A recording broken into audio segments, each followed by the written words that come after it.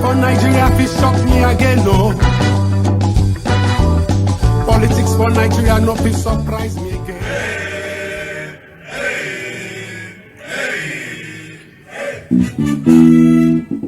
Welcome back and thank you for staying with us. Well, there you have it. The first discuss of the E7 and all the fears and concerns that have been raised. We are counting down to the general election come 2027. It's almost like 2026 is non-existent in the calendar at all. Electioneering has somewhat begun, but there are fresh concerns about the integrity of the country's electoral framework. And at the center of this debate is, of course, the electoral bill for the year 2025, or the amended one. The proposed amendments, to the existing electoral act, all of the, let's call it, errors that we saw in the 2023 election. This amendment aims to rectify it, and there's some adjustments to enhance compliance and political party requirements. There's a time stamp for campaigning. You have to stick timelines, their preparation, just strengthening the legal framework at the end of the day. And so we want to talk about the fears that has been born out of the delay. We have three to use the 2022-2023 Electoral Act that Nigerians are very clearly unhappy with. And we have phone as we discuss. Pleasure to have you. Thank you so much. So let's start like this. Just for clarity, how critical risks do you believe we face if the country goes into another election cycle using the current Electoral Act on ground?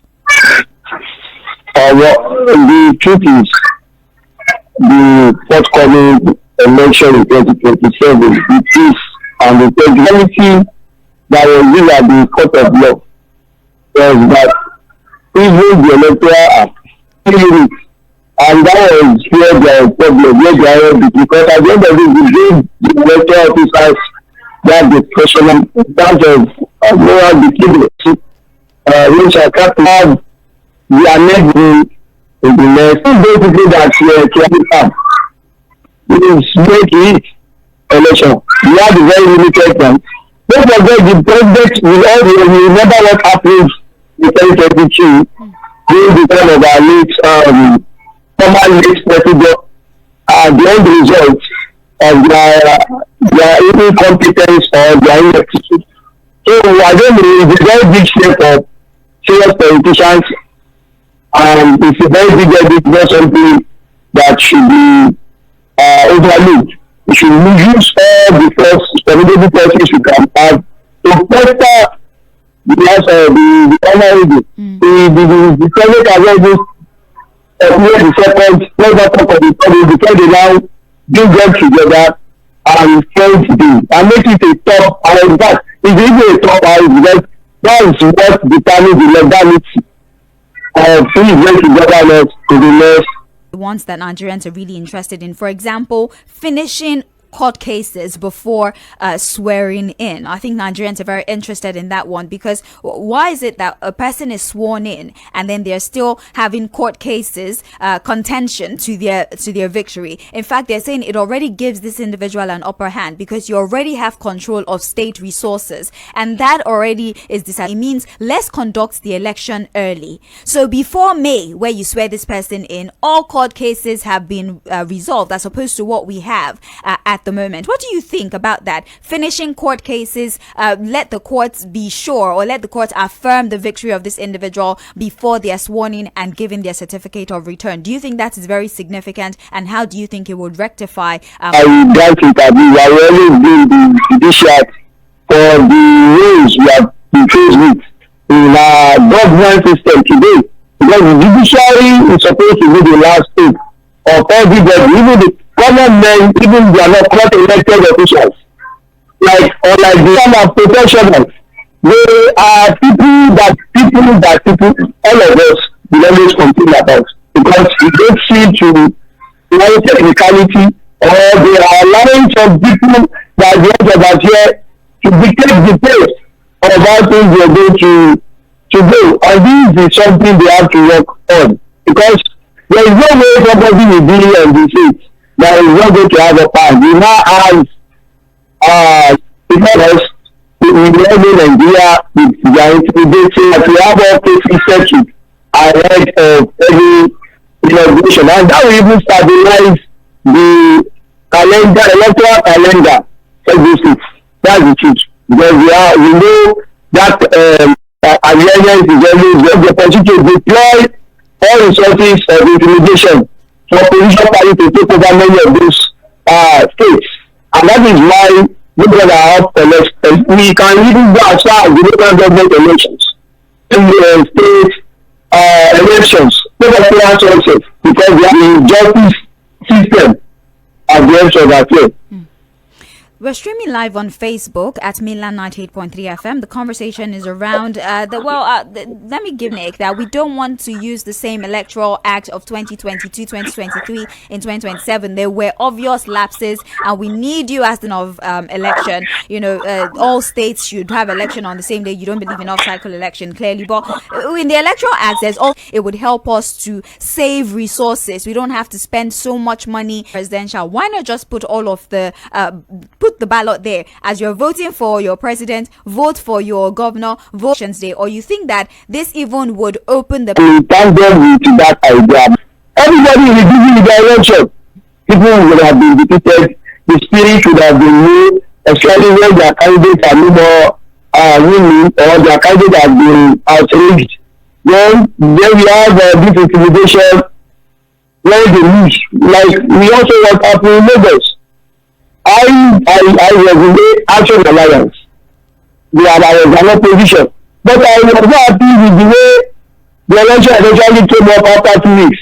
My choice people, they made sure people were not able to go because of what they saw during the presidential close to last year, because they still lost some places. But as if they have it on this particular day, Nigeria to go out with one singular spirit, total education very well, so that at the end of the day, people will now want to choose rightly, not just going to vote for a party along the same line. Okay, I want this person to attend in the first election.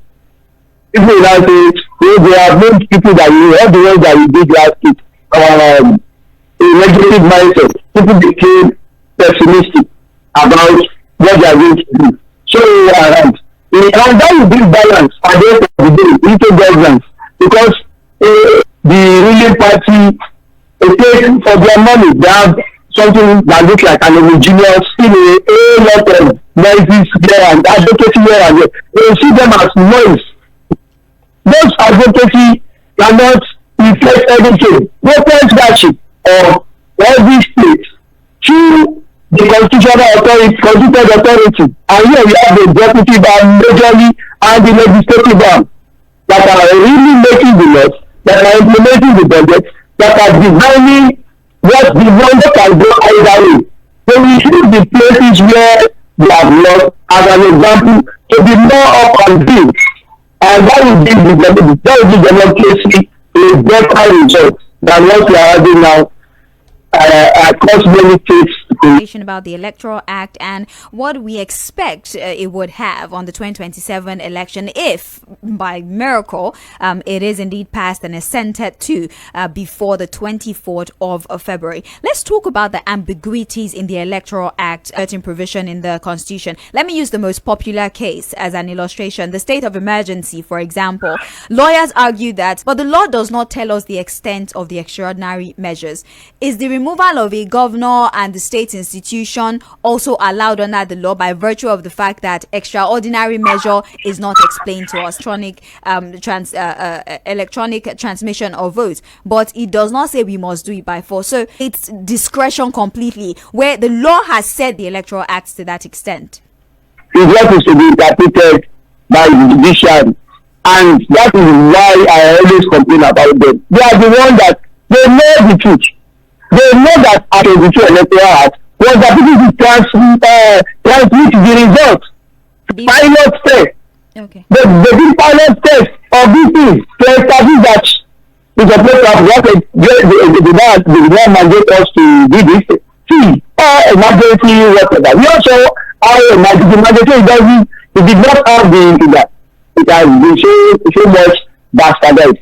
They knew it was politically staged to favor some people who did that the original intention of that law.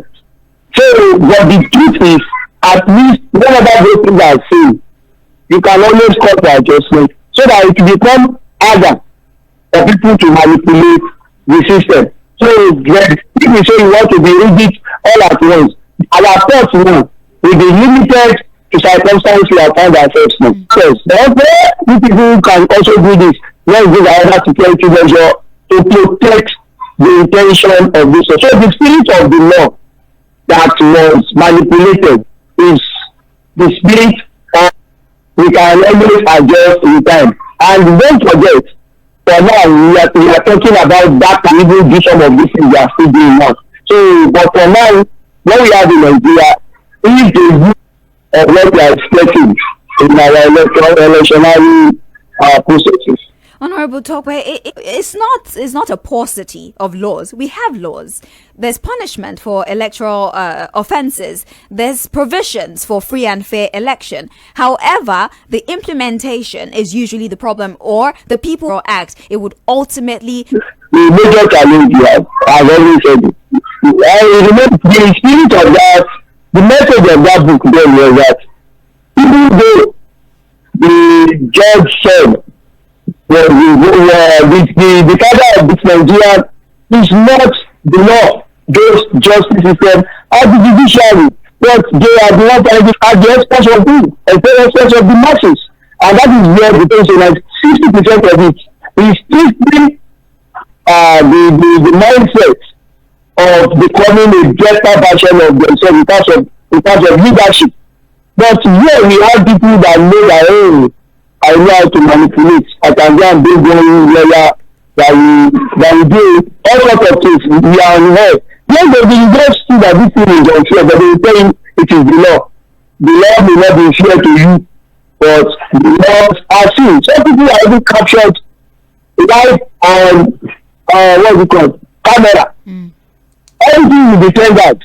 But at the end of the day, what happens is that on the streets, even council, in fact, if the justice system is really reformed, and the people that are going through our law system and law schools and the likes are coming out with the interest of the society at mind, then so many people will adjust. It's just natural. They will adjust. If we are human beings, we always try of excuses. When there is an enabling environment, a good excuse.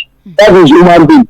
But if there is not enabling environment to excuse that what was done should be done, excuses, they will just do and that is where some of our high-profile stakeholders in Nigeria go out there to go and get killed outside Nigeria, ensure they get jailed eventually. So, and that is where the problem lies. We have too many people that are bigger.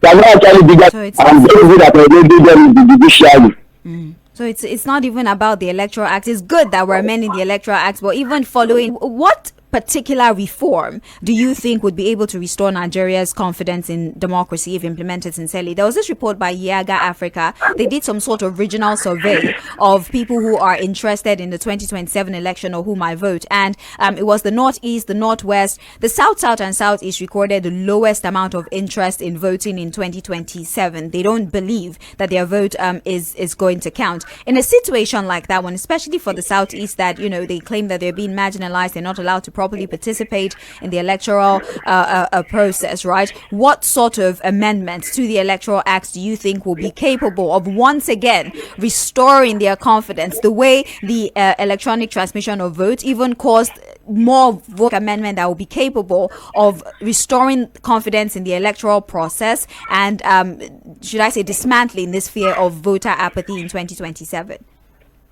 Well, as of today, I don't think we can meet up with that.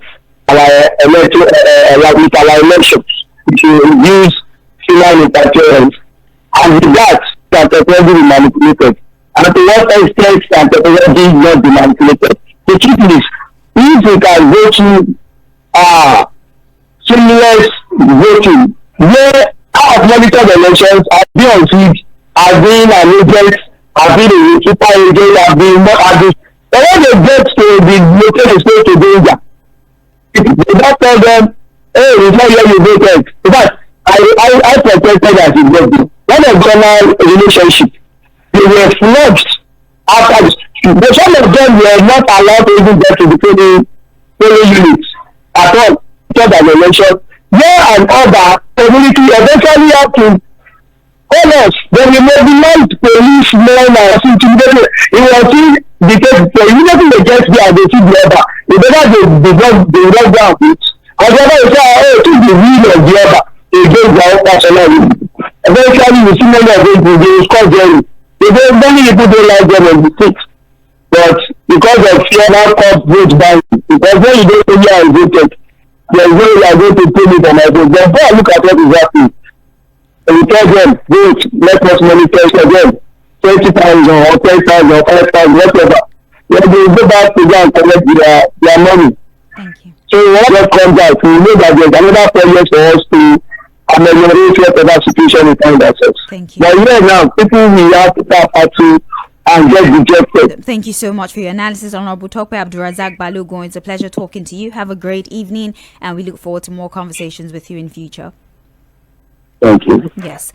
All right. Well, that's it for the conversation, or well, for the interview part of the conversation. We first had, let me call it that, on Christian genocide. And Supreme Council for Sharia says that if this is how he feels about the situation, how can we trust that the INEC chairman who thinks for process, well, the Christian Association of Nigeria thinks is ridiculous. They think that this is going to cause religious divide. It's going to worsen the religious tensions to ensure that Nigerians begin to trust in the process. Let's get your contribution. 0913 6000410. Hello, good evening. Good evening. This is Olaiwola from India. Hello? You don't believe? They cannot amend it. Even Bola Ahmed Tinubu cannot accept. Around 2020, they are agitating for electoral act amendment. And that is they fight for it, and Buhari did not assign it. In 2020, after you have finished that electoral act that you use to win election, you only sign the electoral act that you are using to win another election. This is how the system look like. It's only the matter that they sign electoral act that you use to conduct election that you're moving on office. Thank you so much. And Buhari did not even sign any election. This is the issue. Let me come to the conclusion. Yeah, actually, we have just less than 5 minutes. Okay, please bear with me. All right, I apologize. We have to finish halfway. Today's Wednesday because there's a commercial at 5:15. All right, forgive me. Hello. Please turn down the volume on your radio. Hello. I'm sorry. Hello, good evening. Please turn down the volume on your radio, sir. Please. Good evening. Hello, sir. Yes. Good afternoon. Well, my name is Shola. Yes.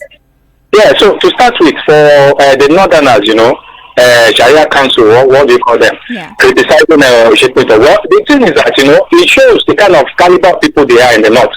They don't want the truth to be said. All they care about is religion. They place religion above every other thing. So that is one of the bane. Then for this electoral bill, see, the truth is, the body language of the president says it all, that they will not assent to that bill. A president, compared to Yaradua, when Yaradua came in, he said the election that brought him in was flawed. And they worked towards, he assented to that document that was about to amend the electoral law. But this same president was one that came in, he said, Chikrapi run away with it. He has started campaigning since last year. So there is I think people that are thinking on your mandate we shall stand. Nothing will happen. It's not for Nigerians now, or if a divine intervention will happen, they will not assent to it. Thank you. Thank you so much for your brevity. I appreciate that. Brief. Thank you. Hello. Hello. The statement made by Supreme Council for Sharia in 2020 will affect his function in 2026 or 2027 general election. After all, he's the president appointed. He's a Muslim. So what are we talking about? And it's not then for the electoral law. I've said it times with that number on this particular platform that there's no way Jesus or even Muhammad can come to conduct an election in this country. Please let's rush through our analysis. Hello, good evening. Hello. Good evening. Welcome. Your name, please. All right, please, if you have 1 minute. That's for the INEC chairman. And secondly, because election in the whole world, election is happening. But in the north Nigeria is corrupt, so that's difficult where we are now. In America today, a popular candidate may not imagine that because the students are coming from college. Even when we talk that it is corruption and because of the problem we are facing. Thank you so much for calling. Let me take this last call so we can read messages. Hello, evening to you. No, good evening. Good evening, welcome.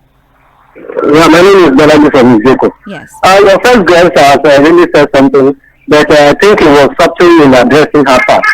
But on Muri's position, on his view on Christian genocide, the question is, was it true or false, data? And he could not even hide it. So, in fact, I think, and he starts his path. So, we should just forget about it. So they have turned this country to religious. Wrong to count your teeth. Who will blame the so-called Murik for calling for the removal of INEC chairman for his statement on religious ground when it's obvious that the government that says Nigeria is a secular state would at the same time be promoting religion and tribal matters during employment, promotion, etc. The elite class has prompted selfishly these issues, and so it's easy for any group of people to bring them up at any angle at any time. I'm sorry I cannot read this message. We're due for a commercial break. Forgive me. There's more opportunities in future for us to use these messages. But thank you so much for your participation. We have more coming your way. Don't forget to join the sports conversation at 6 p.m. There's Global Clusters at 7, Shenanigans at 8, and then we have Love and Life at 9, as well as Lights Out Lagos at 10 p.m. That's a rundown of what to expect during the course of the day. My name is Sage.